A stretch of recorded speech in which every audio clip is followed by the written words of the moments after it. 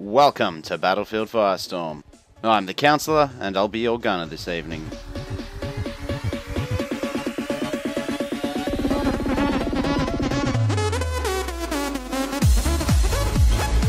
So you've probably figured out by now that I'm a sucker for Battlefield 1's bomber planes.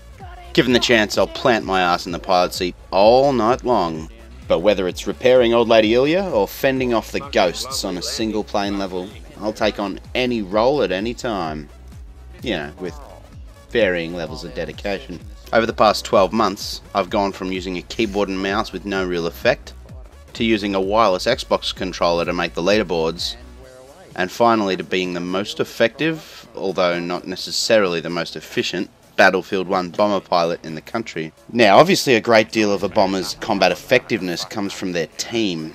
The skill and patience of a rear gunner that sees little action, the dedication of wrench monkeys in the heavy bomber's cabin, and how often your front gunner spots approaching enemies are all very significant factors in the plane's on-field performance. So prepare to be at the mercy of your friends while you aim for that ethereal 100-0 KD ratio. In addition to the emphasis on team play, bombers are the target of choice for any fighter planes in the area, as well as any active machine gunners with an eye on the sky. Since the release of In the Name of the Tsar, which required the downing of any two planes as the support class to unlock the optical version of the MG-14 Parabellum, most support players worth the label will fire off volleys of lead at any approaching plane. I mean, even fighters can't get away scot-free anymore if they're sweeping the trenches with darts. Given the bulky silhouette all three bomber planes make, these planes are a target from the moment they enter the fray. Decent fighter pilots can throttle down and take burst fire potshots at you from all the way across the map, which coupled with small arms fire from the ground makes completing a repair cycle all but impossible, especially without help from self-aware teammates. Whether you're flying the Gotha, the Caproni or the Ilya Muromets, you'll want to make full use of your vehicle's armaments.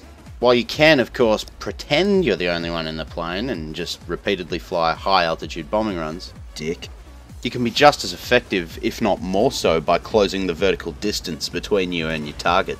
Your machine guns and autocannons become more than just incidental, and you'll win accolades instead of derision from players who, oddly enough, enjoy team-based multiplayer experiences.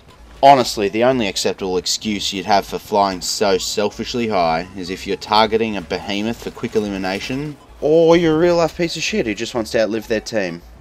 So that's it for part 1, an introduction to all things bomber. Stay tuned for part 2, joystick, mouse or controller, which looks at the subtle yet significant differences between control schemes and how to use what you've got to your full advantage. I'm the Counsellor. Thank you for watching Battlefield Firestorm.